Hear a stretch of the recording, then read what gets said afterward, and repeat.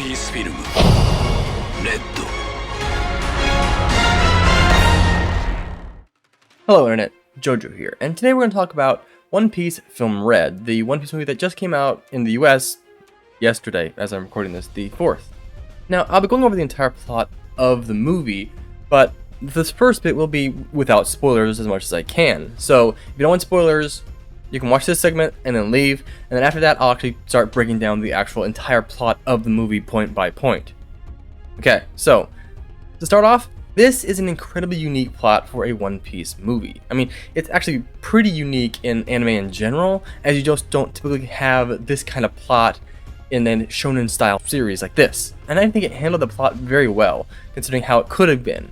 Now, the general setting for the movie, this isn't really a spoiler because it's in all the promotional material, and you find out within the first 5 minutes, it's a concert, it's a music concert, and there are actual songs, like not just background music, actual songs vocalized. While there are a lot of songs, some of them not spaced out so well, I feel like they could have done a much better job with that. Overall, it's pretty good.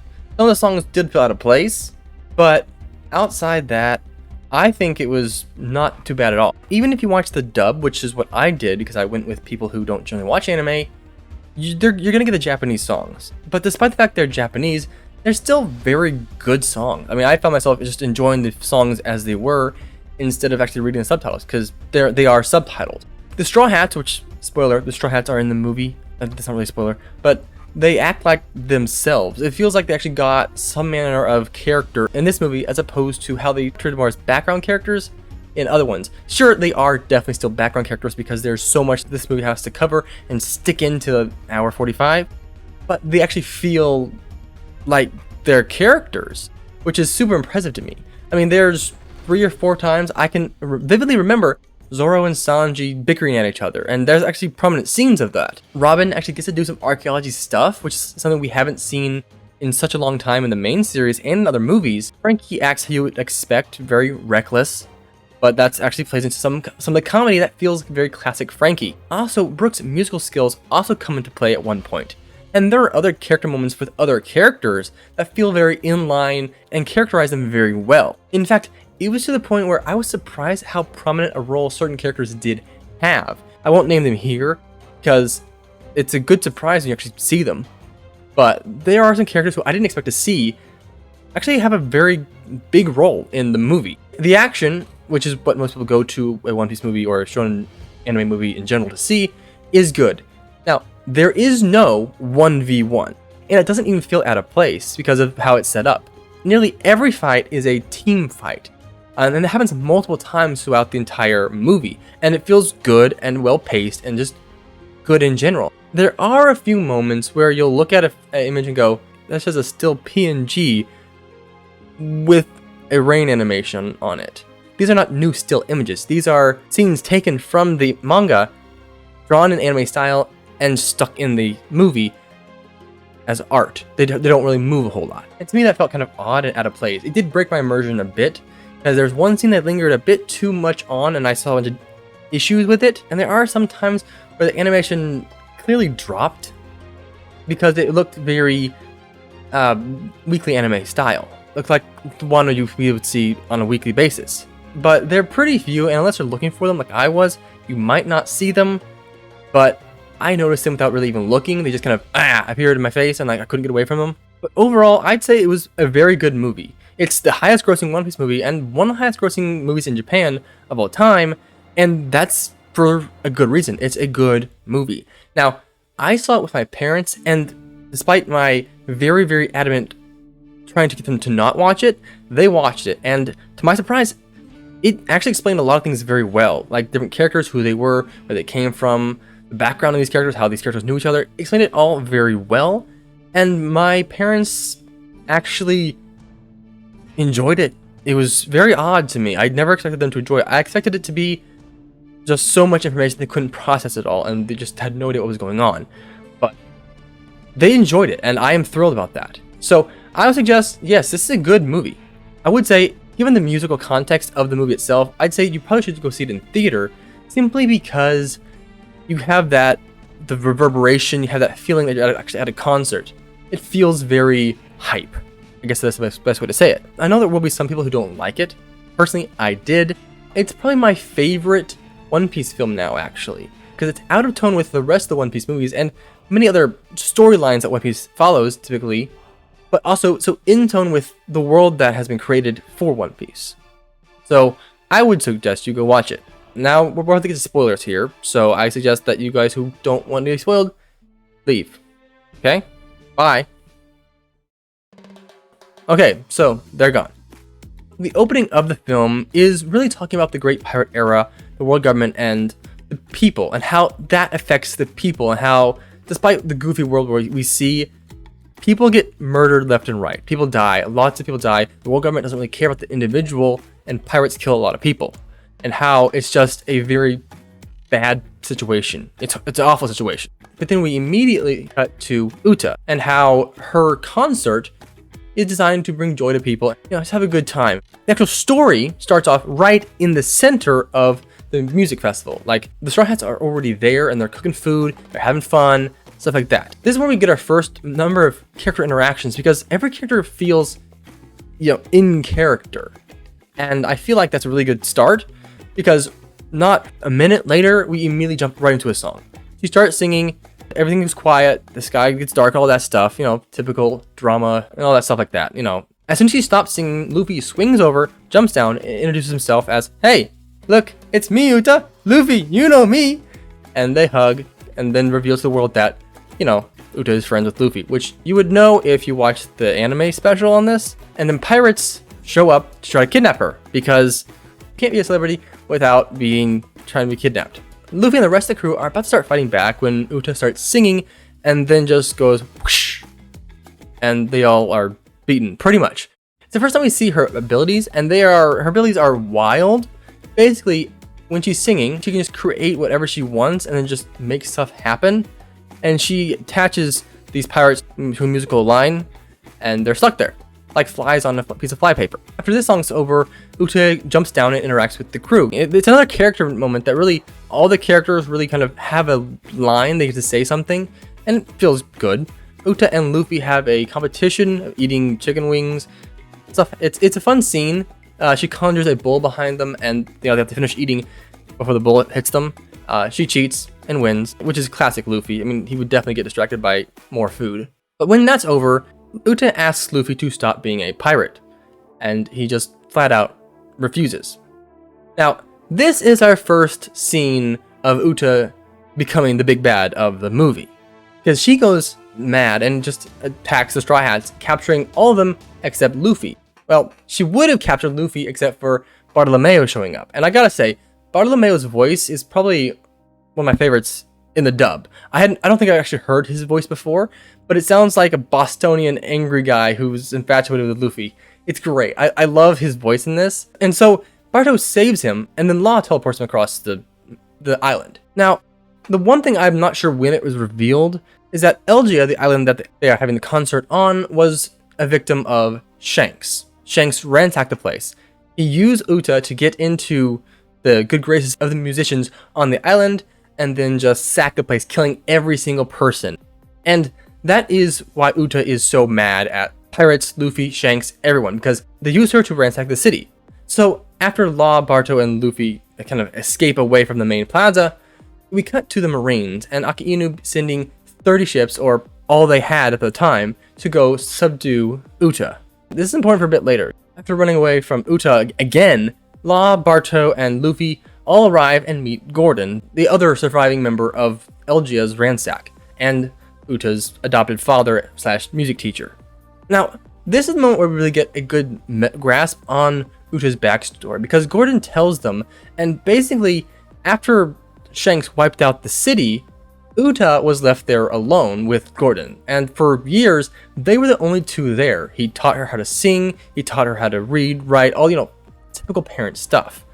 But she was just alone the entire time.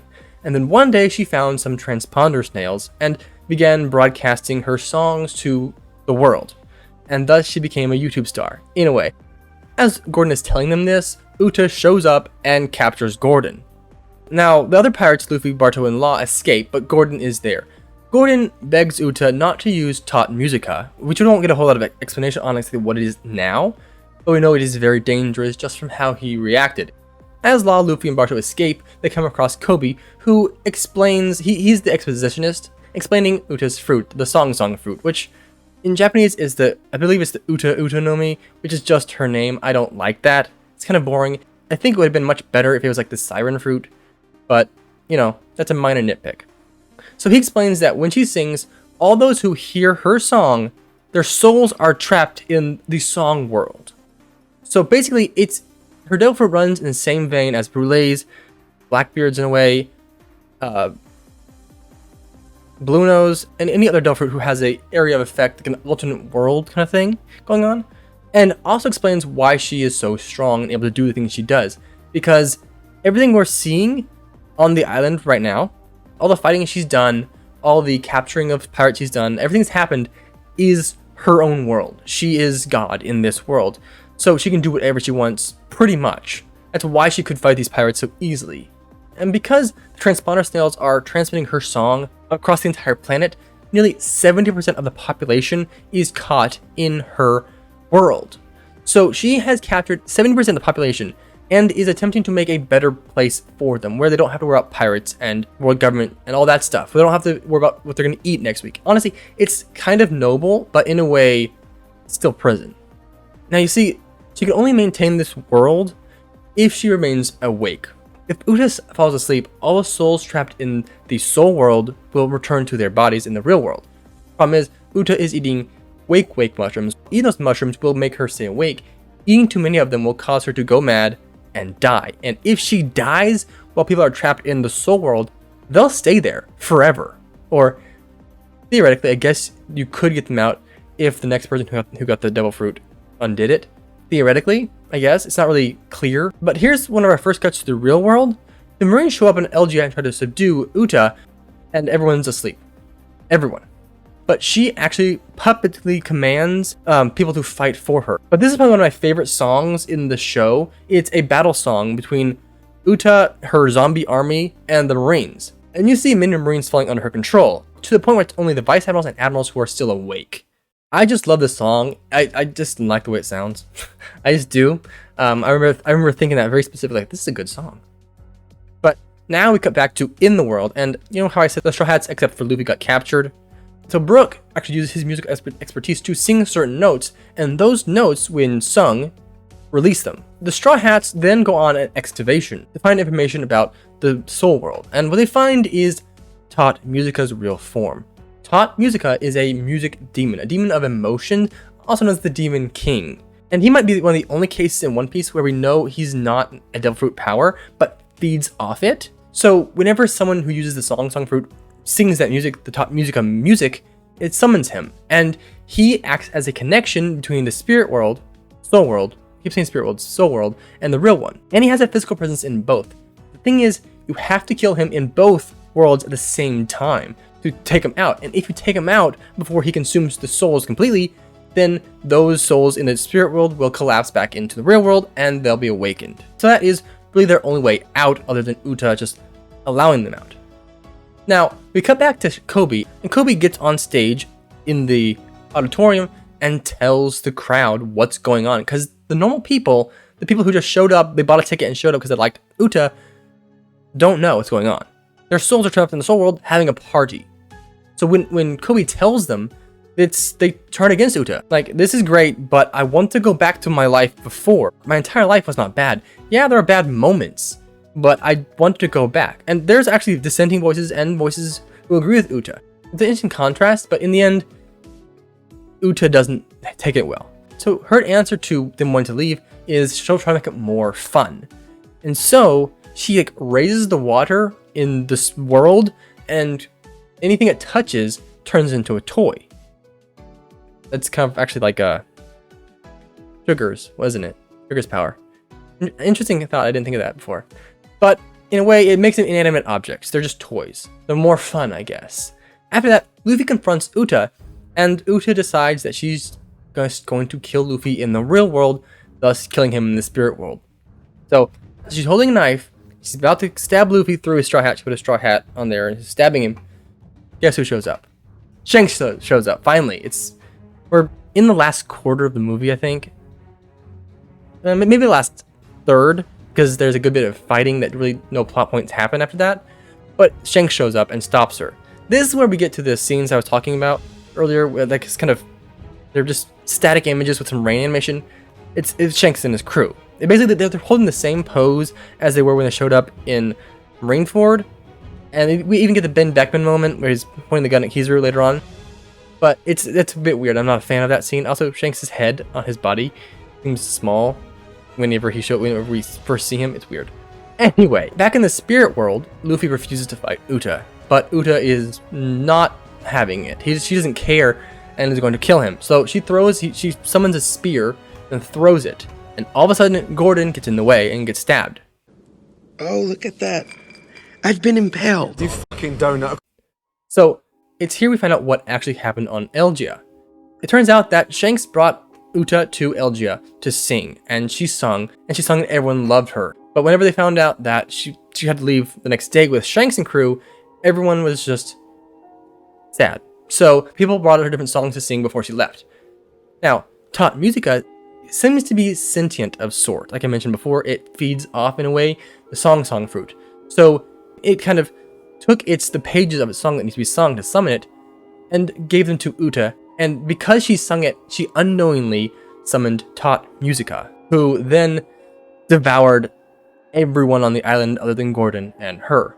Now, Shanks was able to stop her because she was so young and didn't have any stamina. She couldn't maintain that form, as it is kind of reliant on her powers, on her stamina. But because Shanks didn't want Uta to know that she was the cause of everyone's death, he took the blame. He left Uta with Gordon, who promised to make her into a world-class singer, and he left taking the blame. After hearing this, Uta says that she already knew. And then she kind of goes crazy because of the shrooms. She starts laughing with the Joker and just going all around insane. And then she summons Tot Musica. She reads the music and summons it. This part is a good 20 minutes long, just the Tot Musica part. I think I didn't time it out, but it feels that way. And nothing really plot important happens. It's just a big fight. There are some character moments that are really good.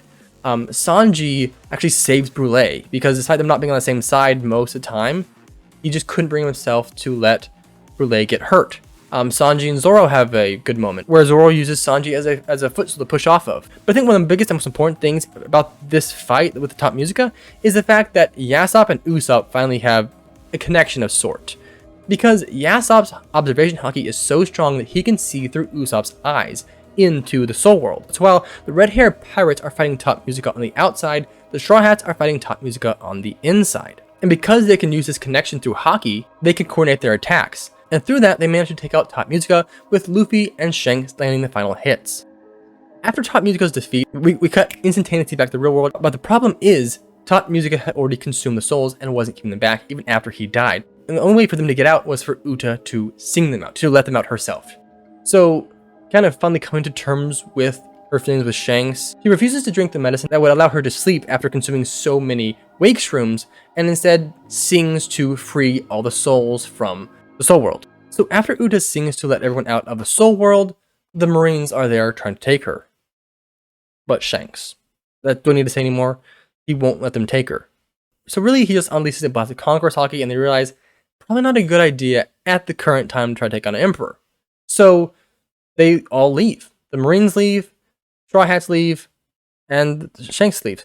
Now, Luffy's still asleep, and the next scene is really Luffy waking up on the Sunny and looking towards Shanks' crew. And then after that, cut to credits. Uta's fate is left very ambiguous. Honestly, I just don't know. My parents, I watched with my parents, they're on team Uta survived. I'm on team Uta kinda died. Overall, I think there were too many songs. The first 3 songs were too fast. They happened too soon. If you could have spaced out a bit better, it would have been great.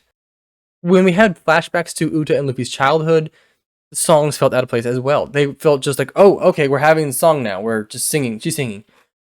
It was weird. Also, we have a 20-year-old female singer, her voice coming out of a 8-year-old girl. It's just weird. It just feels more, her voice singing, even in the flashbacks, feels too mature for her. It breaks through your immersion. At least it did mine.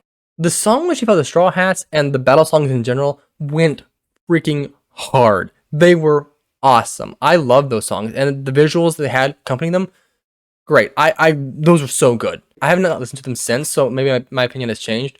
But I thought they're so good. The battle with the Marines and zombies was also pretty good because it felt very discordant, very it was a death song, I guess the way to describe it. Bartolomeo's voice, fantastic. I loved it. I never thought he would sound like that, but I just, for some reason, his voice in the stub was really, really good. Gear 5th, I didn't notice it. I legitimately did not notice it. I was looking for it. I didn't notice it. At best, is you'll see his curly eyebrows, and that's it. I don't think you'll have a problem if you don't know about Gear 5th going to see it. I don't think you will at all. Because as soon as Gear 5th pops up, the colors have already washed away. It's a black and white image, pretty much, for both Luffy and Shanks. I'm not even convinced it was Gear 5th. Just because of it didn't have the same demeanor. All it had was like the eyebrows. And maybe the hair, I didn't notice the hair. But that's all it had. I would definitely not qualify that as a spoiler, because without context of knowing what Gear 5th is, you would not even notice it. You might think, oh, it looks a bit odd at best. I do not think you notice it. For my versus scenario, there's a lot of good feats here. A ton of them. And because this soul world seems to function identically to the real world, they should be able to do the same thing. Like, no character mentions being super weak or super strong. I will probably make a video calculating every feat in the movie at one point. But for now, I'll just put that to the side. Overall, it was good. Like I mentioned before, it had a very different feel and had great character interactions. The Shanks stuff was a bit off-putting. I didn't like that as much. Kizaru did everything. Fujitora was useless the entire fight. I don't think he used his gravity powers one time, which is a shame because I really feel like this could have been a great moment to show more of Shanks' power off. It's because, I mean, come on, it's Shanks. Give us more. I really wanted Fujitora to like just summon a giant island-sized meteor, a meteor that covered the entire island of Elgia, and Shanks just destroy it, but he didn't. And we have feats probably better than that, but you know, it's still kind of disappointing, you know. Uta's motivation probably wasn't great, but it was kind of realistic because her upbringing was very lonely. Her change of heart came about whenever Gordon told her that it wasn't Shanks that destroyed Elgia, but she already knew that, and so the change of heart shouldn't really have happened there. I don't like that part. You just cut out that one little part, it would be awesome. I wouldn't have a problem with it. It just feels really weird to have that. But, you know, her motivation makes sense. Because she was abandoned, she was lonely for most of her life. Her social interaction was YouTube, in a way. It was she became a star alone. She had no one else. So when these people started going, oh yeah, the pirates are awful, I just want to be safe, I don't want to be hungry anymore, she took that as a responsibility on herself. She thought that she was the only one who can do that. And because she had no other social interaction whatsoever with the entire world, I mean, it kind of makes sense. She put all that on herself and almost destroyed everything that she ever hoped to save. It's kind of a tragic way to look at her, but in the end, she really wasn't even able to redeem herself because the only thing she did was to release people who she had trapped. I mean, it never crossed her mind that the people who, her fans, might not want her to save them. It never crossed her mind. She is a child star who never grew up. She thinks that she's the only one who can save everyone, and in the end she ends up dooming everyone else. I think it's actually quite an interesting story and might make her one of my favorite movie characters. I know some people just despise her for some reason. I get not liking this movie. This movie is a lot of songs and isn't quite the same formula as other One Piece movies, but that's one reason why I like it. I think it's good. I also want to say this. Shanks is by no means a good father any more than Yasopp is. Yasopp, for Shanks, awful dads. But he thought he was doing what was best. He thought he was doing what was best for her. He was wrong. He did think he was doing what was best. He didn't want her to live with that guilt. I love this movie. There's so much more I could talk about, I think. Right now my voice is starting to hurt a little bit. Getting kind of scratchy. If you've seen the One Piece movie, tell me what you think about it down in the comments. If you like my review, if this review helped you, if this kind of encapsulated what you thought the movie was going to be or what you thought of the movie, leave a like. If you like this kind of content, subscribe. I'm gonna review the One Piece live action Netflix show when it comes out in who knows how many years. But hopefully you guys enjoyed this video. Thank you for watching. See you next time. Remember to stay spectacular. JoJo out.